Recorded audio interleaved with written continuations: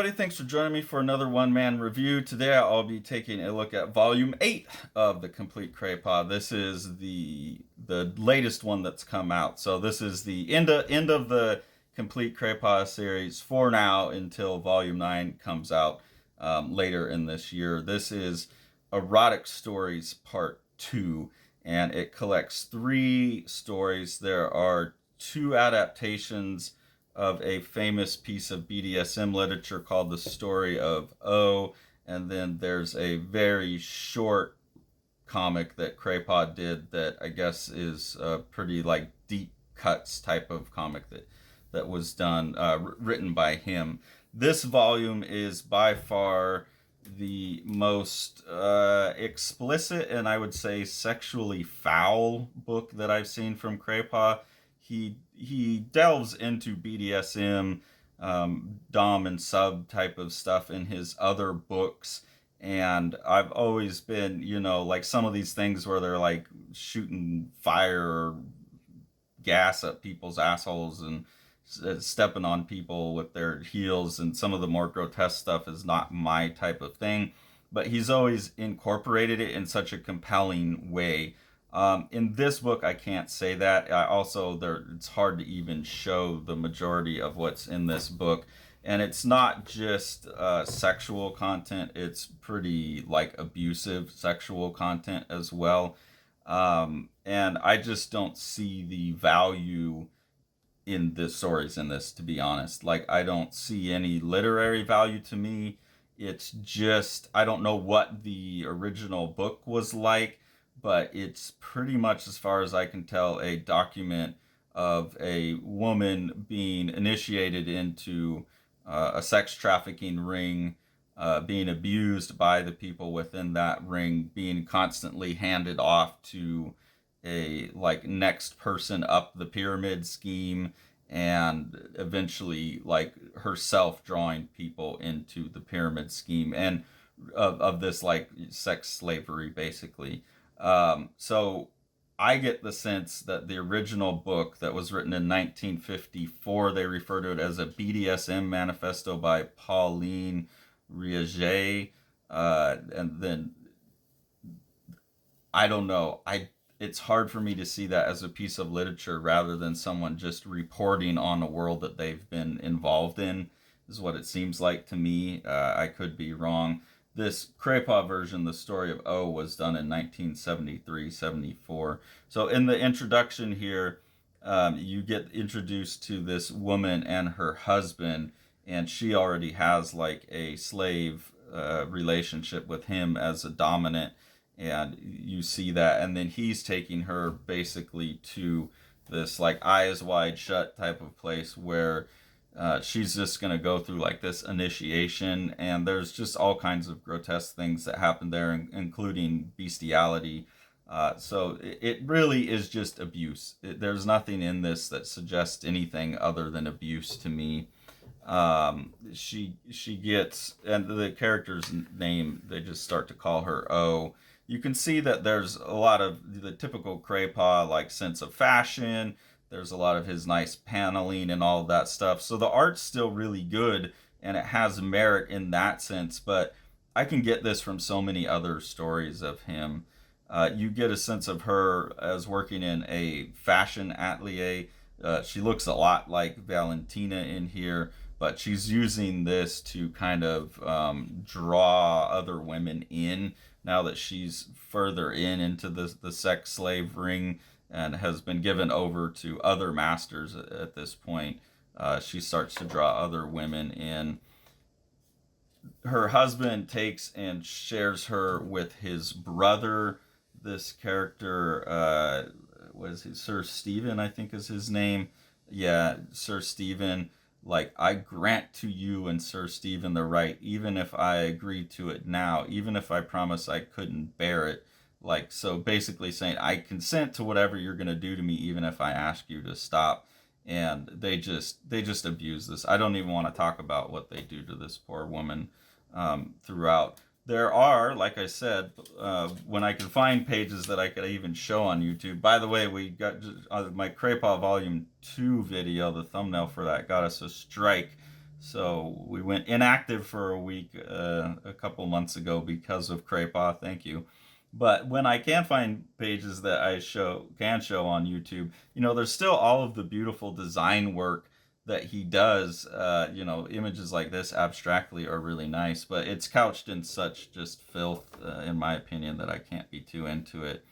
And then here she starts to really actively lure in this other woman, Anne Marie. She's seducing her, and that's kind of how they operate. Is they're seducing each other and slowly introducing each other to this darker world.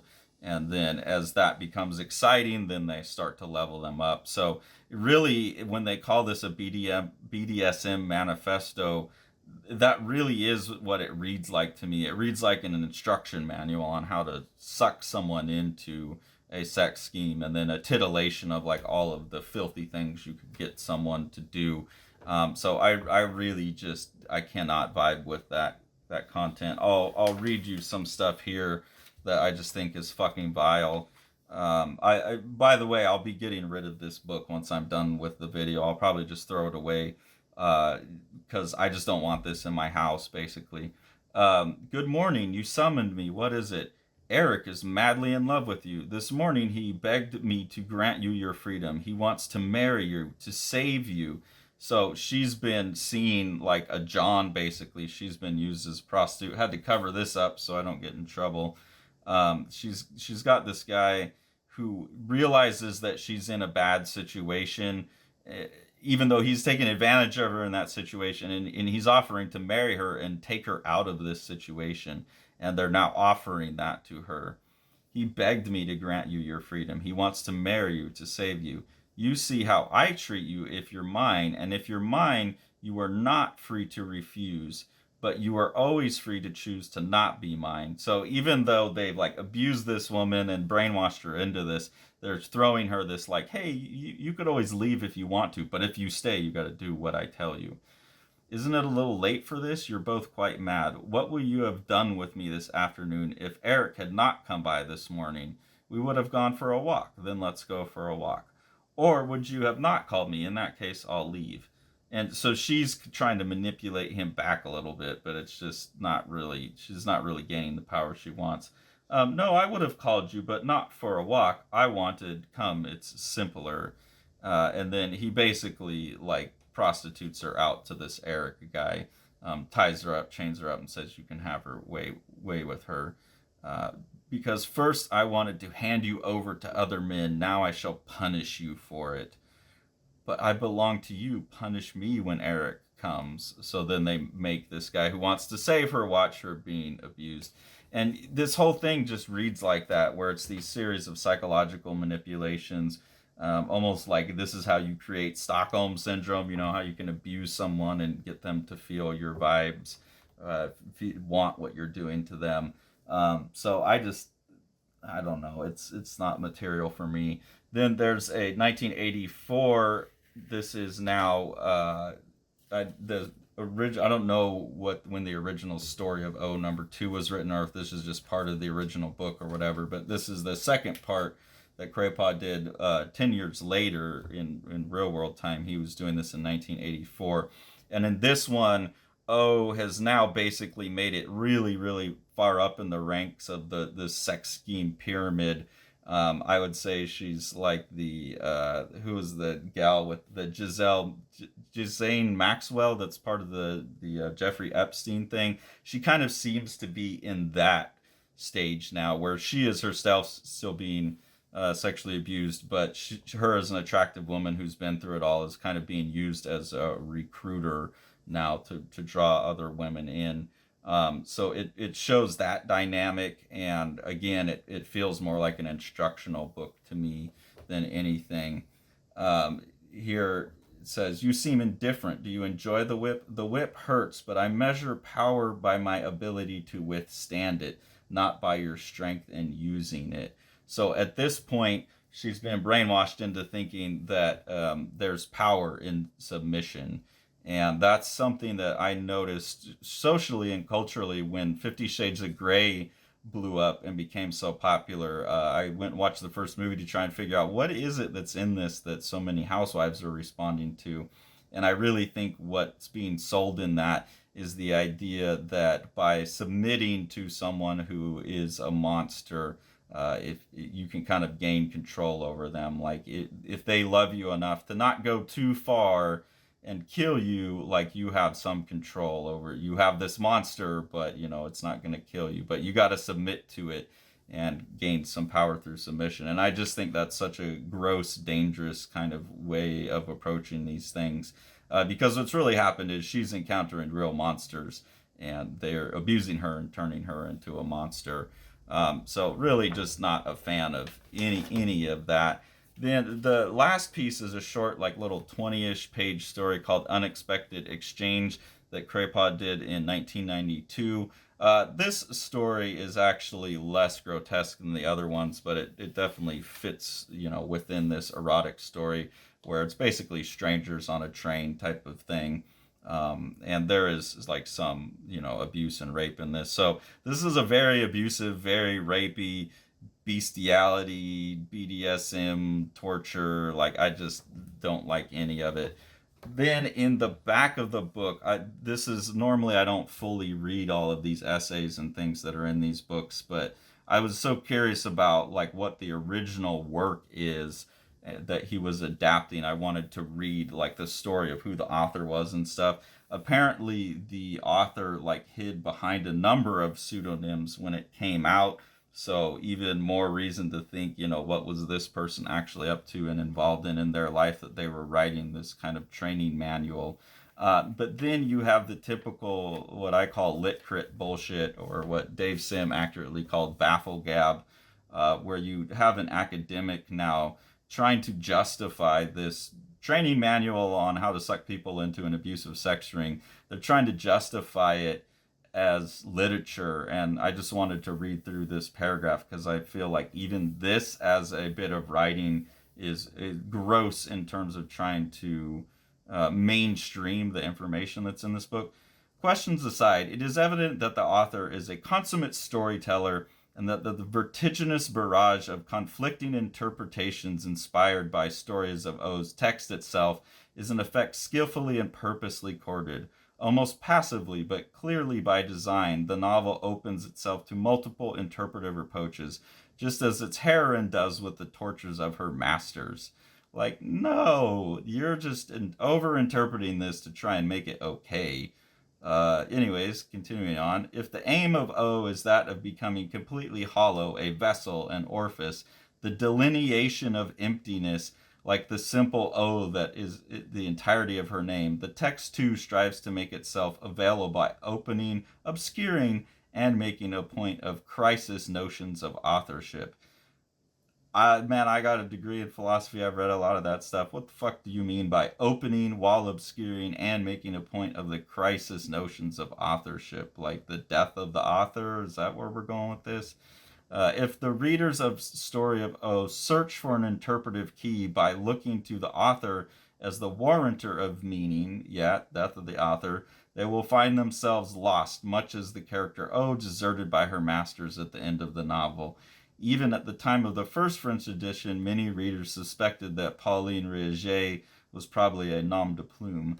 Claiming that a woman couldn't have written such a shocking novel, some thought that the author of the introduction, Happiness in Slavery, the literary critic Jean-Paul Hahn, was himself the real author of the Story of O. Others thought, and I'm inclined to agree, that the introduction is preposterously male-centric to complicate issues of authorship and to suggest a male author. So even like that this is complex enough of a literary game that the introduction is this well-crafted part of it. Rather than just someone going to a professor to try and add some validity to their filth. In the 1990s, Dominique Auré, a skilled literary critic, editor, and author of a praised collection of critical essays, was revealed to be the author. Auré also had ties to feminist movements. She preferred the term feminine humanism and collaborated with resistance groups during the Nazi occupation. Adding yet one more twist, a move to further obscure the author as through a series of matryoshkas, the name Dominique Auré was discovered to be a pseudonym for Anne Desclose, and in fact, the rigorously maintained, impassive, detached narrative of the novel mirrors the strategy of concealment of authorial presence, which is a whole lot of bullshit to justify someone who, I would like to know more about this and this close. They don't tell anything about that, like who they say who the pseudonym Dominique Ari was, but who is Anne this close, and what is her relationship to these kind of parts of society. To me, it just seems like someone putting out what they called it, a manual for BDSM and abuse, and I don't get it. And then they even show that there was a film made of this story of O at some point. So this is apparently a very popular piece of BDSM culture. But you see here the kind of the way they're bringing people into the sex slavery here, where he like straps a chick to the front of his car and drives with her. Here are these guys being traded in like this Epstein-like way, where the guys are trading the girls back and forth. So really, just this entire volume, I find this just to be reprehensible material. Well drawn, but I think the authors of the essays in here are really going out of their way to justify something as literate that really, really is just information about psychological. They're trying to make something that's just a text on how to psychologically manipulate people into slavery. They're trying to make that a bit of literature, and I can't be on board with it. So got to put that out there. I'll be getting rid of this volume. I won't be keeping it. I'll probably just be throwing it in the trash. So I won't have a complete Crepax collection, but the rest of his work is rich enough on its own. There's nothing in here that's not somewhere else without a less disgusting. Like some of the stuff that he has that even goes into this territory at least feels like relevant in a literary sense to the rest of what he's doing, and this just doesn't have that for me. The Eisner nominated The Strange Death of Alex Raymond by Dave Sim and myself. This is a gorgeously illustrated and designed book. Dave doing most of the illustration. Amazing compositions throughout. What Dave is doing is he's recording his obsession with the death of master cartoonist Alex Raymond behind the wheel of Stan Drake's car when they got into a car crash. The best description of the book that I've heard is that it's like understanding comics with pages like this mixed with something like From Hell, when you get into the theories about what actually happened with the car crash. And then with Sean on production, it's just one of the most gorgeously printed books you could get a hold of.